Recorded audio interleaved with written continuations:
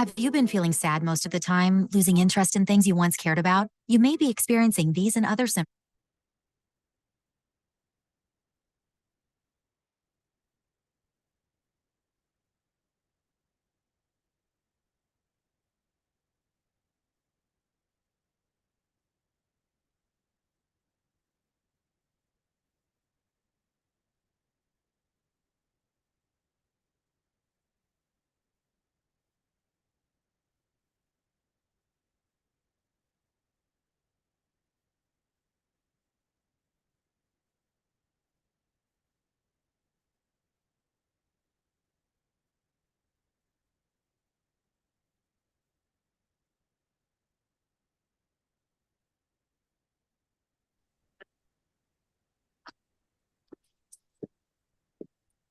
Testing, testing. Mr. Williams, can you hear me okay? I can. Good evening. Oh, good evening. Wonderful. Okay, you've got communication going both ways. Wonderful. Well, welcome to the old state capitol. I hope you're having a better weather in South Carolina. I can. Good evening.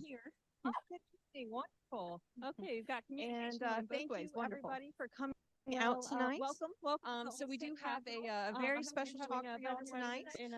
This program is meant to complement our current exhibit on Jacques Slow photography, which documents President Kennedy's campaign and his first year with his family in the White House. If you hadn't had a chance yet, I encourage everyone to view this exhibit, which will be on display in our Flex Gallery until December 21st. Now to our guest speaker. Born in Orangeburg, South Carolina, renowned photographer, publisher, and author Cecil J. Williams is joining us today. He is well known for documenting the civil rights movement in the 1950s South Carolina, and today he runs the Cecil Williams South Carolina Civil Rights Museum in his hometown of Orangeburg. This museum features hundreds of his civil rights photographs which document the history of South Carolina. So today, Mr. Williams will be reflecting on some of his personal experiences as a photographer, as well as his personal relationship with the Kennedys. And I had the pleasure of first meeting Mr. Williams when I was attending a National Endowment for the Humanities training seminar in South Carolina, a 3-week seminar, and he was one of the guest lecturers for that. So before I hand it over to him, I just want to say thank you again, everyone, for coming out today. I know the weather's not always on our side, and please enjoy this event put on by the Secretary of State, Kyla Ardoin. And Mr. Williams, if you're ready, I'll go ahead and turn it over to you. Well, good evening, everyone. It is certainly a great pleasure to speak to you from Orangeburg, South Carolina. This is a small town about 40 miles from Columbia and about 60 miles from our port city, which is Charleston. And many of you have also probably heard of places like Myrtle Beach and Hilton Head. Well, they're not too far from me as well. But it is indeed a great pleasure to have the opportunity to speak with you this evening. I started in photography at 9 years old. And at 12 years old, I began thinking that I was a professional. Actually, I wasn't, though, but I began taking pictures and, of course, earning a living from taking pictures.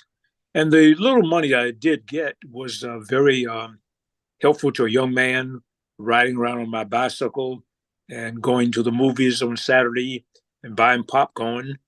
But photography was the love of my life, and it was like a God-sent kind of talent that I quickly became attracted to.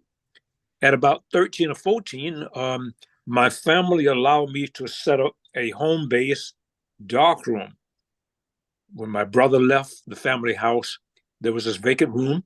And so at that very early age, I even had my home-based darkroom, which again was like a refuge away from the rest of the family. They knew they could not come in my darkroom, and they knew that they would possibly ruin things. So it was prohibited for any of the family members. Around the house, I think I was a terror taking photographs. But anyway, I really gained a lot of abilities taking pictures in and around Orangeburg. But fast forward now to my senior year at Claflin University. During the semester break, which was I believe in January 1960. I visited my aunt and uncle in New York. And while there, I read in the paper that Senator John F. Kennedy would be at the Roosevelt Hotel and would be making an announcement. I had my camera equipment with me, a Rolleiflex and a Hasselblad at that time, but I did not have my press credentials. You see, a few years earlier, I had become an official correspondent for Jet magazine, one of the youngest correspondents, in fact, that Jet and Ebony magazine, of course, were based out of Chicago. But it was a very well-known and very powerful magazine that, again, was read mostly by the Black families across, of course, the world, because it was also distributed in other countries. But getting back to my Kennedy story, when I read in the paper that Senator Kennedy would appear at the Roosevelt Hotel, I made my way down to the hotel. When I got there, and this is 1960, and it's even in New York City, which from the racial things happening in the United States at this time was a little bit more liberal. Things had begun to open up, and there were many opportunities, but still there were very few, if any, Black correspondents with even newspapers like the New York Times and Newsweek and Time magazine. So when I walked into the room before the Kennedys walked in, it was in the ballroom of the hotel. Hotel security spotted me, and me being the only person of color in the room, they made their way over and began escorting me out. Just as they were escorting me out, along with my camera dangling around my neck, up comes Senator John F. Kennedy and his wife on their way to the podium. And of course, he stopped them and he asked what were they doing. And they told me that they told him that they were putting me out of the press conference. And he said, no, let him stay. He appears to be a correspondent. After he brushed aside the security, now this was not Secret Service, because at this point, if you followed my story, Senator Kennedy had not yet made his announcement to be a presidential candidate. But if we talked to I imagine 15, 30 seconds, maybe 45 seconds. And in the conversation, I made mention to him that he was a person that I admired very much and that I hoped that he would become a presidential candidate. I believe that with the things that I had heard Senator Kennedy saying prior to, again, this day, it seemed that he would be a good president and be fair to all people and all citizens of our great country, and that he did. And not only did he stop the security from taking me out of the press conference, he insisted that I sit on the front row. Now, those who are in photography out there might know that when you're at a press conference, a lot of times they sit the press way back and usually on an elevated platform or something when they have a major press event. And of course, I did not have my telephoto lens. So if Senator Kennedy had not placed me on the front row, the pictures that I took of him would not have nearly been possible. I'm going to turn the camera around and show you a picture of two, again, that I took that day. But again, this was one of the most memorable times in my life that I got to know a person who went on to become the president of the United States. I'm going to turn the camera around to show you one of the pictures I took in the ballroom on that day.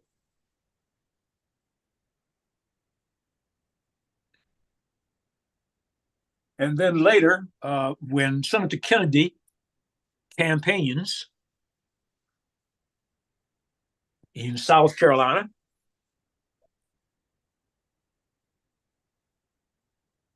I am able to really be one of the few people in his 10-seater airplane, which he lovingly called the Caroline. It was not a jet plane. This was a Caroline, I think a small Boeing aircraft.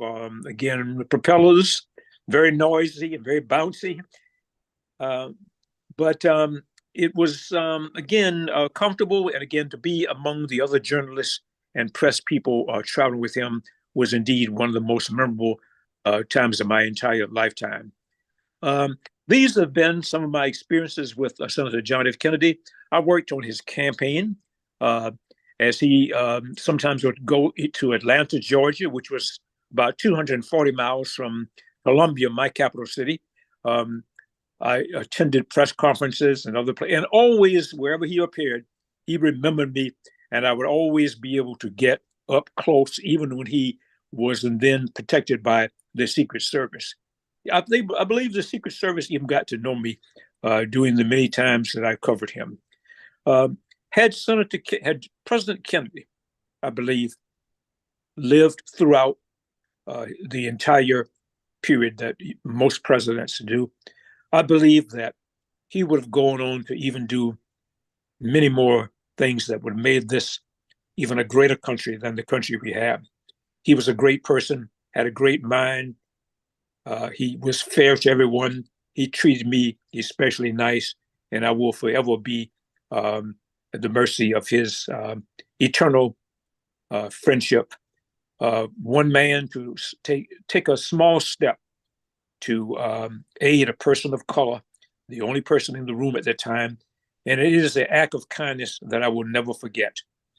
Thank you very much for letting me share some of these memories with you.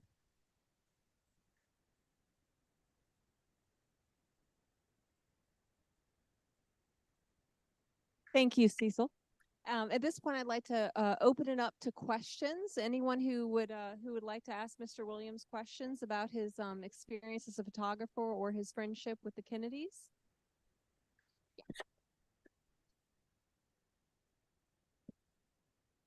So, when you were young and you were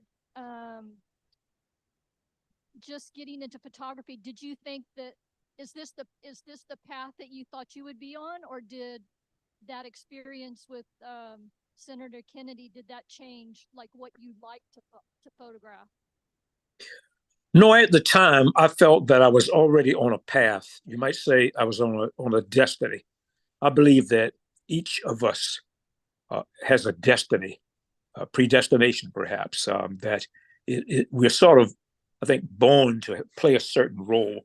And I was already an established photographer at the time, having been the yearbook photographer in college and having taken pictures for national publications and Life and Time and Newsweek and Jet magazine. But certainly this helped to cement my, you might say, love of being a journalist.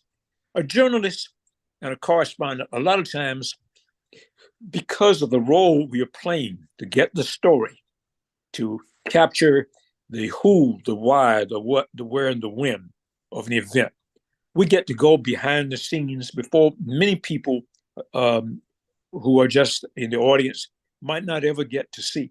So that was one of the great privileges. And of course, being in the press at such a young age was very impressionable upon me. But again, I photographed President Kennedy, and his photographs appear in 3 of the books that I have published over the past 25 or 30 years. I have a book that was published in 1998 called Freedom and Justice, where the pictures, my pictures of Senator Kennedy appear. And then in 2006, I published a book called Out of the Box in Dixie, which told the untold stories of what was happening in South Carolina, wherein most of America and most learned and credentialed historians think of only the greatness of the Reverend Martin Luther King and Rosa Parks and the people of Montgomery, Alabama, as being involved in the civil rights movement. There was a side story to that because we here in South Carolina have an earlier beginning. And I was on the scene in South Carolina almost solely, taking photographs during those times because I rarely ever did see other photographers capturing the events. Photography was relatively exclusive to a few at the time because, number one, it took expensive equipment, relatively expensive. And then if you did not have a dark room, and really having a dark room, you almost had to be a chemist. It took even extraordinary talents and devotion to this to really be good at it, because you had to, when you took the picture, that's one step. But if you have to then get the temperature of your solutions and place your film in total darkness in these solutions and then develop it. And then after you develop the film and fix it and dry it, then you have to print the picture. So it was much more complicated than what we think about today, and the ease of just taking a photograph and it being instantly available.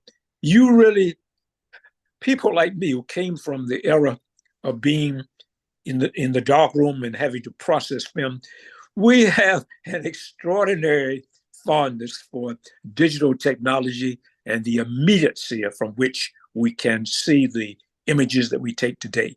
I really appreciate it. I was one of the early adopters of digital technology. And whenever during the early days of digital, whenever I went out on assignment with my new digital camera and a card that was in the camera that was going to capture my images, I always had in the trunk of my car another film camera loaded with film in the camera case, just in case.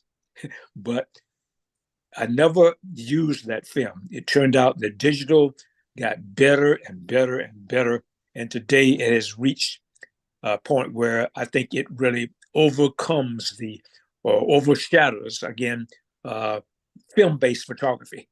But these were the wonderful, and I would call them the golden days of photography, of my life that I grew up with, being in photography at the time when it was based on film and the other kinds of technologies at the time.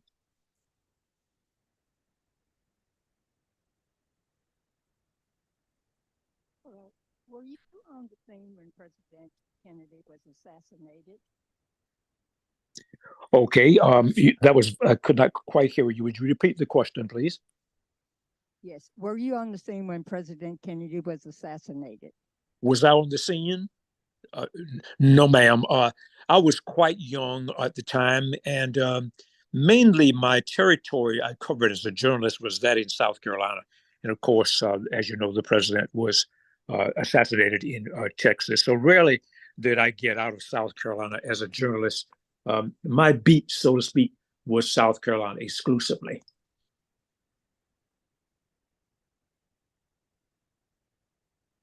Thank you, Mr. Williams, for your story. It's very interesting. One of the things that, I have a question about is that, I mean, we're all very familiar with the civil rights movement in Alabama and Arkansas and Louisiana and other parts of the South. I don't think that we're quite as familiar with the story in South Carolina.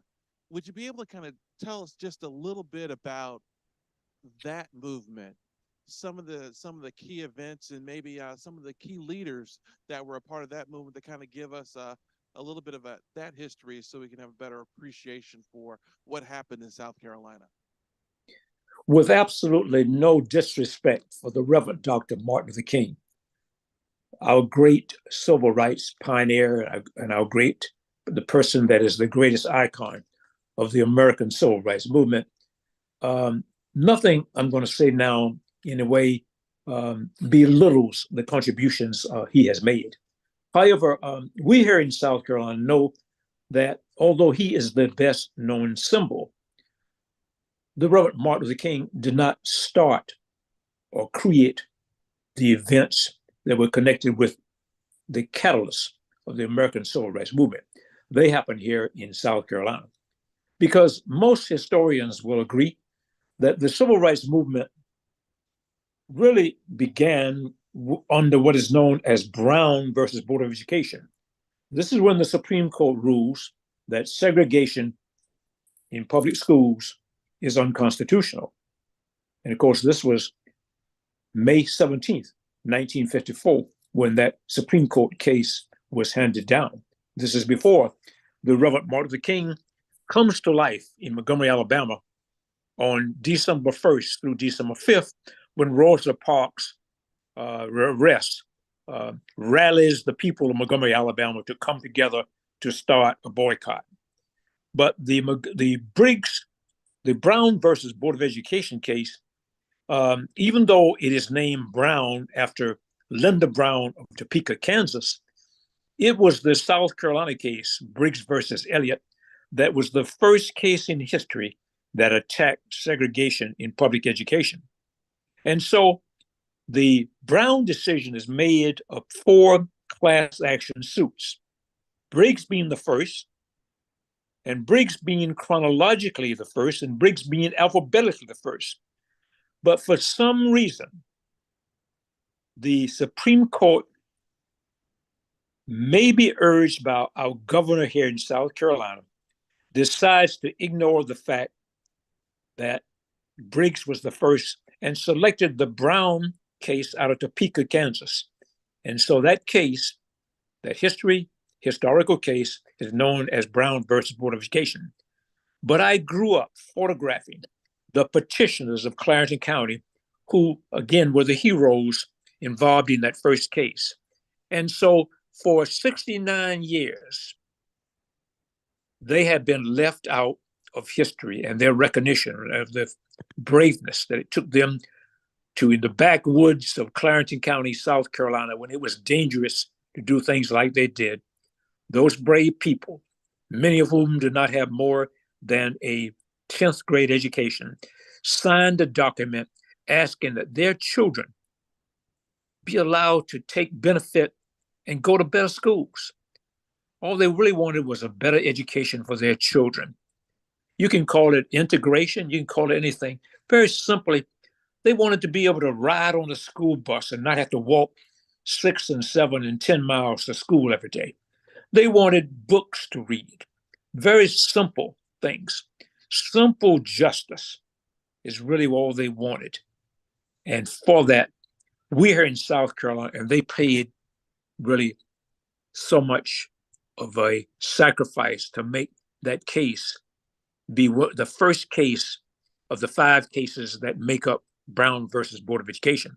So that's why old timers like me, who have the photographic documentation that backs up what I just said, we stick to our guns and say that the civil rights movement of South Carolina began here in South Carolina, 30 miles from where I am right now in my museum, not in Montgomery, Alabama, a year and a half later, after the Reverend Martin Luther King in 1955 became again known by the press and receives the Nobel Peace Prize.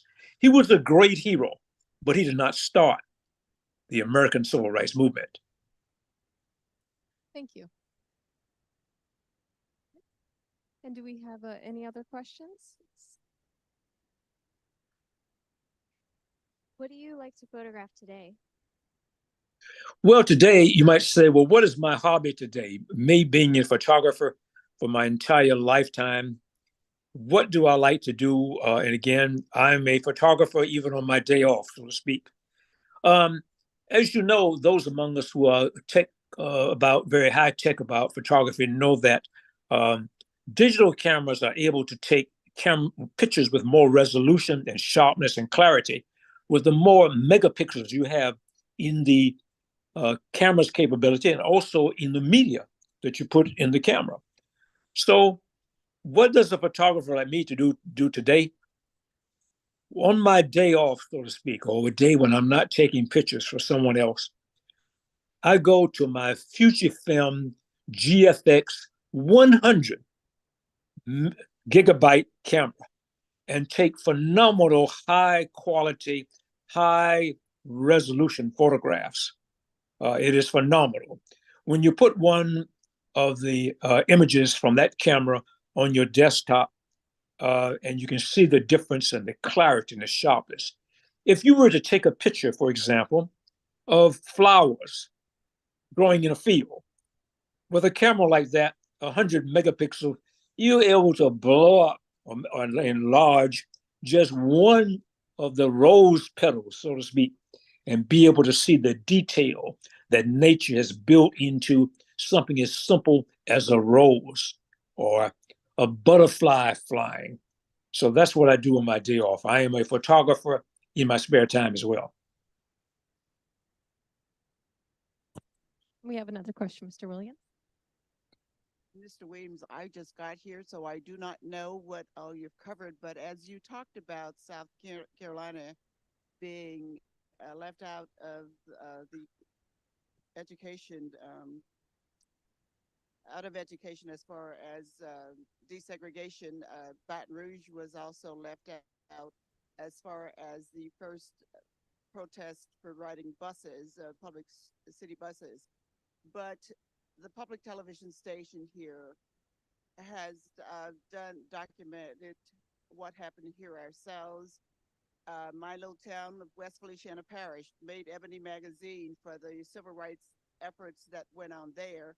And it was largely a forgotten story. It did make Ebony magazine, but it was a forgotten story until within the last 6 months, a book was published about that. So I guess my question to you is, are people in your area, are they doing what's necessary? I know you're taking the pictures, and I heard you say you're speaking to us from a museum, but there are ways to reach. I think that my mother always said, what's done in the dark will always come to the light.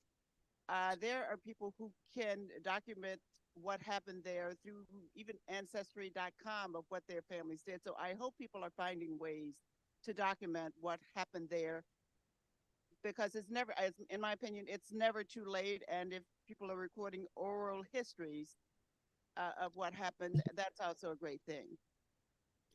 Thank you for that question. Really, that's a question straight from the heart. And I'm also of that persuasion. We here in South Carolina, just like you in Louisiana, do have a similar case where 17 months before Rosa Parks becomes a well-known personality, that Sarah Mae Fleming of Eastover, South Carolina, sat down on the bus as arrested as well. Then I've heard other stories, in fact, about a young lady who, again, might not have been the ideal candidate to test in a Supreme Court case, sat down on a bus as well before it. Sometimes historians, sometimes the news media grabs hold of a story and they kind of run with it, and then it sticks with us. But my belief is that whenever something contradicts that, and it can be proven, that we should bring this information before the public and demand that it be, again, the truth be told. Because no matter how long, someday the truth will come to light. There's a favorite saying of mine, in fact, by the Reverend Martin Luther King. I believe it goes something like, the arc of the moral universe bends towards justice. It's long. The arc of the moral universe is long, but it bends towards justice. So we here in South Carolina have done many things, I think, to bring our history here in this state to the forefront. For example, 5 years ago, knowing that museums cost millions of dollars to make and to plan and to equip, my wife, my sister, and I, with $60,000, we started a civil rights museum here in Orangeburg, the one, in fact, that I'm speaking to you from this evening. And today, in this museum, I am very proud that we've had over 25,000 visitors to come through our doors with the small museum that we have brought to life. We breathe life into this, you might say, this impossible dream, this difficult task of starting a museum without the adequate funding. The other thing we have done to, again, to bring justice to the injustice of our history, just last Tuesday, I was in Camden, South Carolina, where something that I had started has begun to happen. I was able to get the assistance of an attorney, Dr. Tom Mulligan, in Columbia, South Carolina, in Camden, South Carolina, to file a petition to the United States Supreme Court asking that the cases in the Brown versus Board of Education be reordered. Now, again, this is something that's equivalent to walking on water, because never in the Supreme Court's entire history have they ever changed the name of an already decided case. But I did it anyway. I did it because it is the right thing to do. And if I had a chance to some way impact or speak with or talk with the judges, if this case is heard by the Supreme Court, I would tell the judges, because they have made a mistake, not them personally, but again, their predecessors, again, not using the same precedents that you would use in any other case, to take the first case or to take the alphabetically first case or chronological first case to name class action suit. I would tell those judges it is never too late to do the right thing, because justice will continue to try and come to the surface if it is, again, something that is incorrect. And our history books, having seen this, and if this is present, if something different comes about that proves something is wrong, then our history books should reflect that when new history books are printed and published. That's a good point. I agree with that. It should be self-correcting. Going back to your early years, when you were a teenager and young adult, before your career took off, what was the subject matter of your photographs? Well, again, starting such a young age, doing middle school, I was a photographer. I would take my camera to class with me every day. In high school, I was the class photographer and clown. but anyway, in fact, I remember there was a friend of mine who is now deceased. He used to tell me, he would say, he teased me about this all through our adult lives. He told me that if he came to me and say, Cecil, let's go out and see some young ladies. Let's go out and date some young ladies. I would say, okay, let me first go get my camera. So it impacted me in every way. Even on a date, I would carry my camera. So, but what has happened, due to the fact that I have not only photographed, you might say, thousands and thousands of photographs of every part of life, not only news-making events or history-making events, but the social things of just everyday lives in the people that live in my community. Birthday parties, weddings, anniversaries, Thanksgiving with the family, Christmas. These are small events. But one of the things that these small events, and it tells something about the impact and power of images, and I have known this for a long time as a photographer, images can be very, very powerful. Images, like nothing else, invokes real life, and it mimics real life. Think about it. You can look in the mirror, but it's only a fleeting glance. You're going to be able to, but a photograph can capture a fraction of a second of life and then be there to remind you of that moment, such as my pictures of, again, Senator John F. Kennedy and Jacqueline Kennedy. By the way, she appears in the photographs that I did at the Roosevelt Hotel as well. And so it's a double pleasure that I also had the pleasure of meeting, of course, and talking with, again, Mrs. Jacqueline Kennedy. And I never got to tell the story to, again, his son, who was tragically killed in a airplane accident. I did, however, write to him when he published a magazine called, I believe, George magazine, for a short period of time for his death. And I told him about the story that I'm telling you tonight. But to get back to your message a minute ago, I took photographs of just about every aspect of life, and be it family, be it sports, any part of, you might say, growing up. And growing up also from the perspective of a young man who grew up in a very difficult period in the history of our country. I am a child of segregation. I come from a multi-ethnic background. My family is both Black, white, Native American. And to live in a part of the country where, because of the color of your skin, you have a life set in front of you where you cannot do so many things that would have added to me becoming a citizen of the community. You can't go into a store and get a hamburger. You can't sit down into a theater where others are seated. You can't go to a school where there are good books and heat, electricity, indoor plumbing. So many things that were, again, not a part of the growing up as I was doing my days as a youth growing up during the period of the civil rights movement. But, I look back at it as really being a blessing in disguise.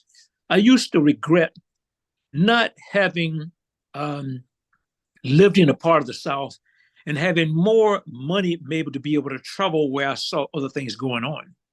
As it turned out, though, this was really a blessing in disguise that I was right where the real beginning of the American civil rights movement was taking place.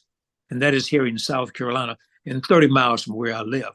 So I feel very fortunate, in fact, blessed that I was born at the time, right where I was born, and right under the circumstances that I was born under. Thank you. And do we have any more questions? Yes, we have.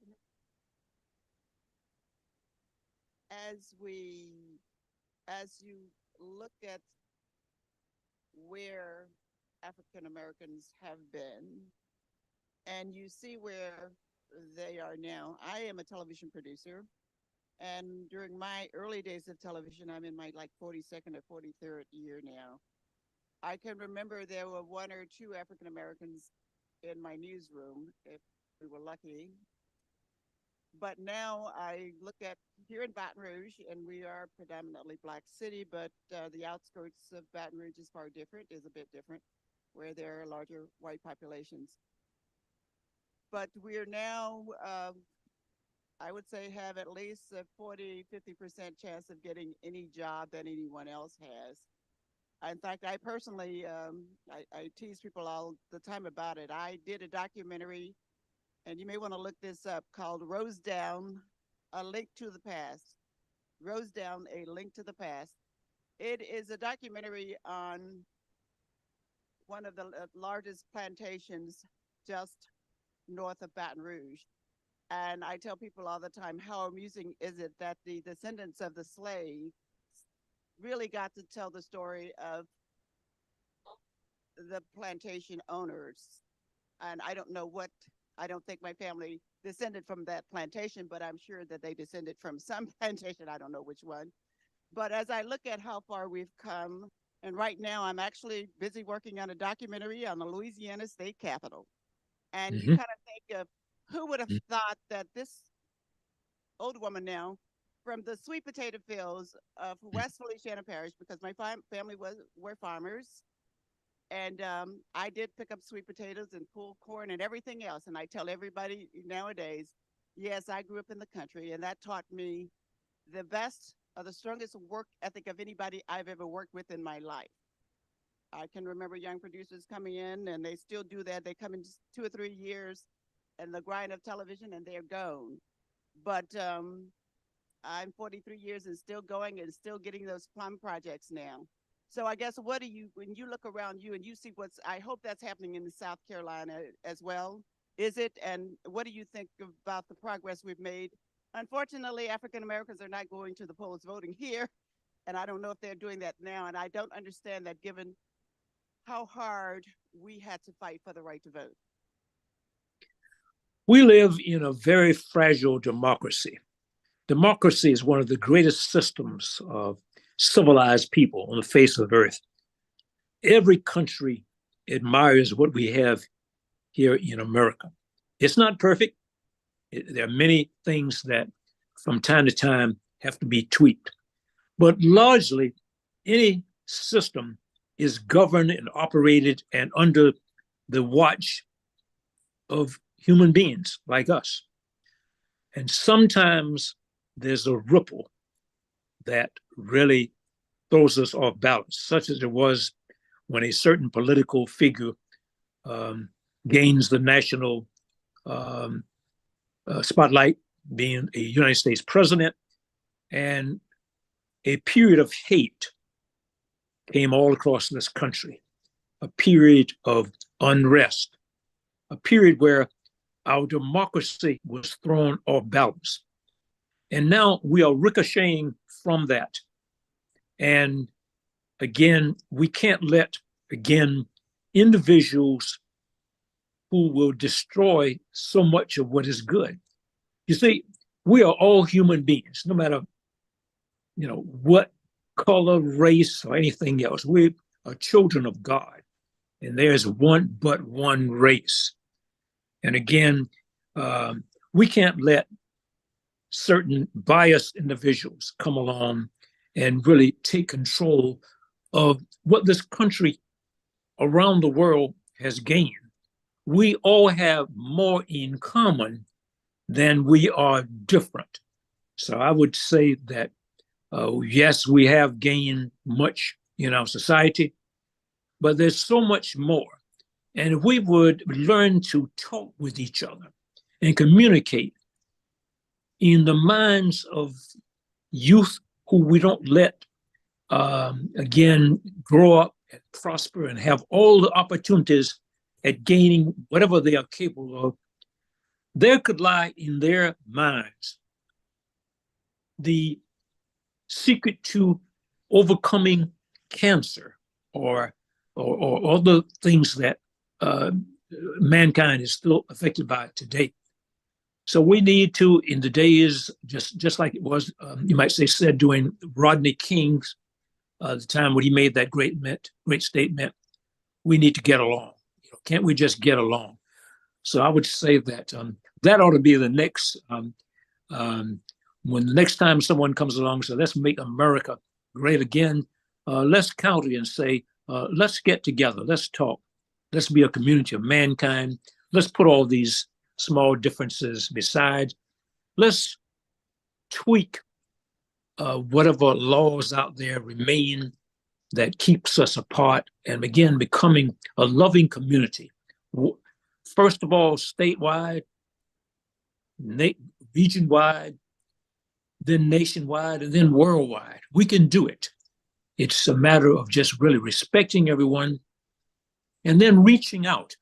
By the way, every day I try to do something. Sometimes I miss now. It's not perfect. Every day I try to do something a little extra special for someone to see if it makes a difference. And I've been doing it for quite a while.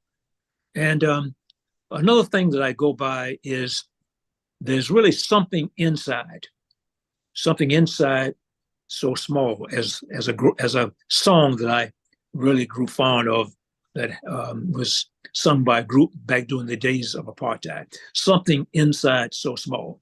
Well, there's something inside my heart, my soul, I guess you would call it, that tells me what to do and how to conduct myself. And I believe that in every human being, if you listen to that little voice within, it will lead you down the right path to helping others and overcoming some of the obstacles we have in the world today. Wonderful. Thank you, Mr. Williams. Do you have enough?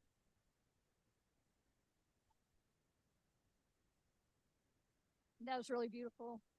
Do you have an image that you made that you're most proud of?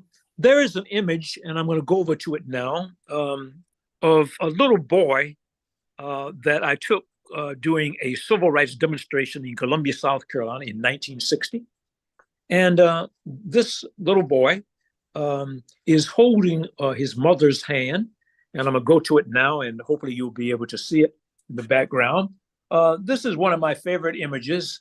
I'm trying to balance it in the camera here now. As you see, he's holding his mother's hand.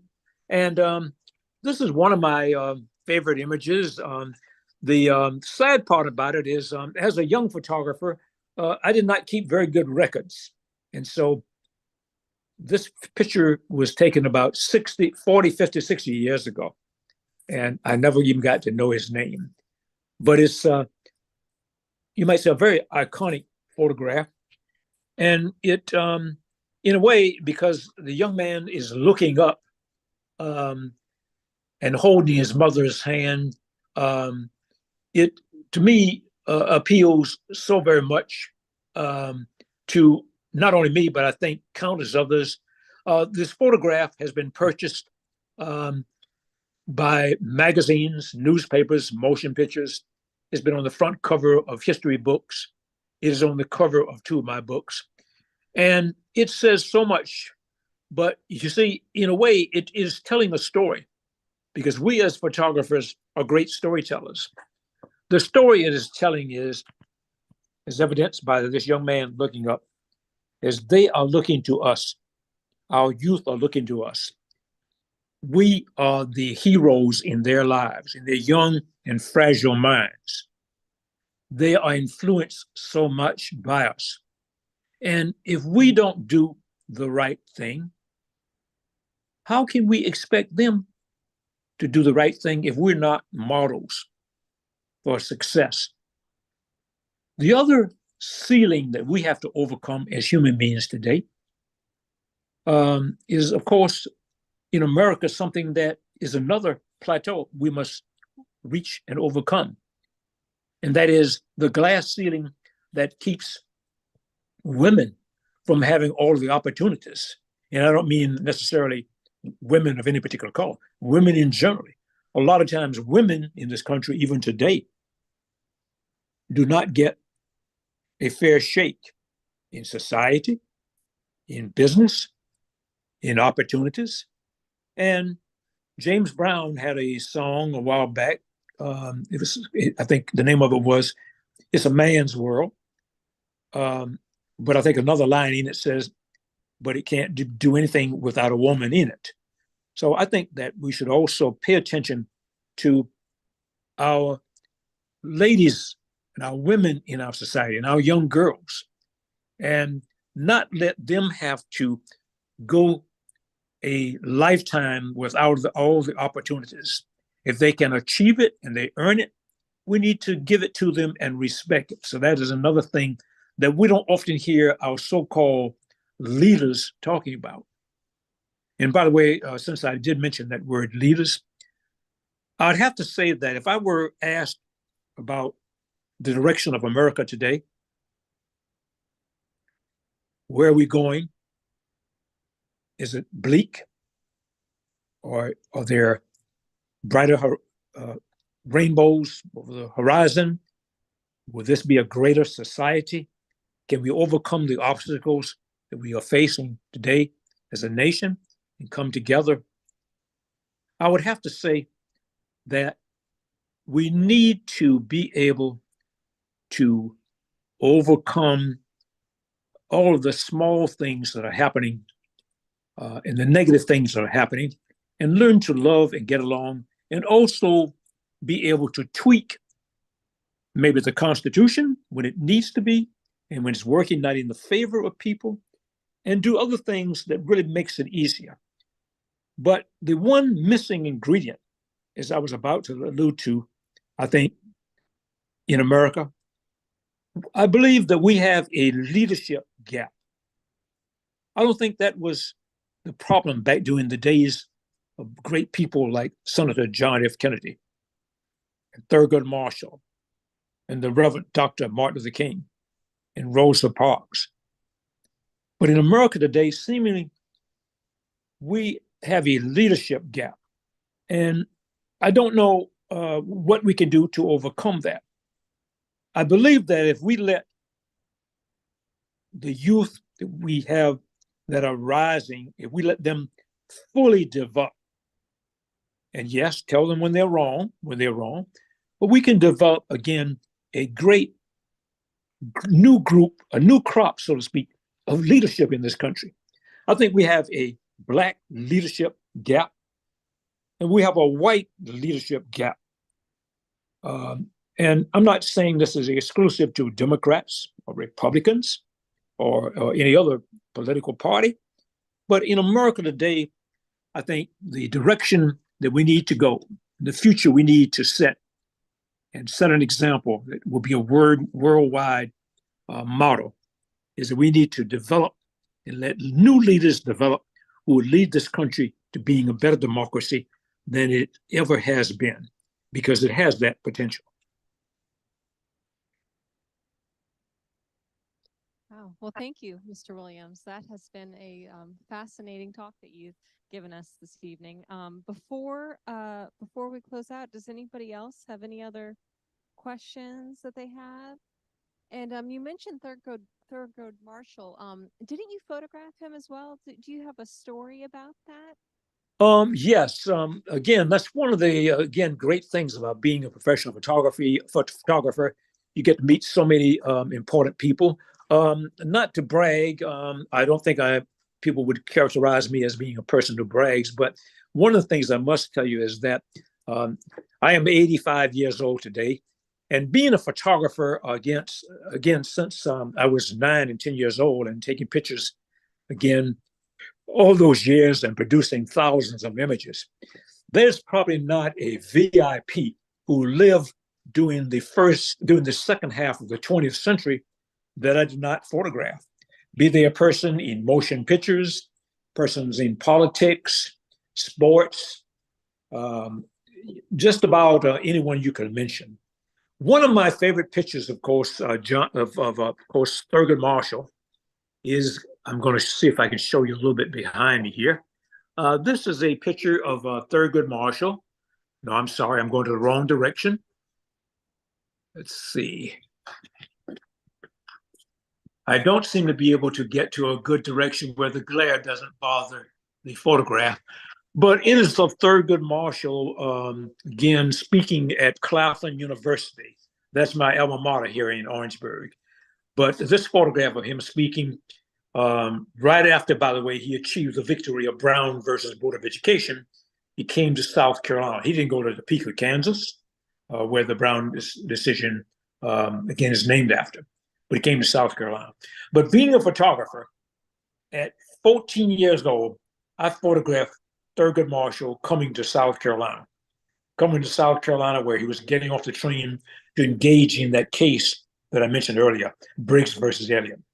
And by the way, for our tech people out there, I'd have to say that as he stepped off the train, I took one photograph of him, because during those days, with a flash camera, a flash bulb that you had to put to illuminate the picture, it cost about $1. So I didn't have very much to waste. So I took one picture, but it's one of my favorite pictures. Thank you for asking about my Thurgood Marshall relationship, but it was so great to be able not only to photograph these people, but to go out and eat dinner with them, to ride in a car with them, to talk with them. These were great, exhilarating experiences that helped to formulate my life as a photographer. Well, thank you so much, Mr. Williams. We appreciate you joining us this evening. It's been my great pleasure. I'd like to tell everyone, if you should find yourself in the state of South Carolina, the museum is open by appointment. We have a timed entry to visit our museum. It is the first and only civil rights museum in the state of South Carolina. We did what the state should have done. My wife, my sister, and I, we started the first and only civil rights museum in the state because our state did not speak up and do this. And that I'm not very proud of. But again, someone had to do it, and we did it. Thank you very much for this great privilege of speaking to my fellow citizens in Louisiana. And you all have a good evening, and thank you very much for this great opportunity. Oh, thank you so much, Mr. Williams. This is Mary DeRusso. I'm the director of the museum here. And I just want to say our mission is to inspire engaged citizenship every day. And you have inspired us tonight. So thank you so much for spending time with us. We appreciate it very much. It's been my pleasure. Thank you.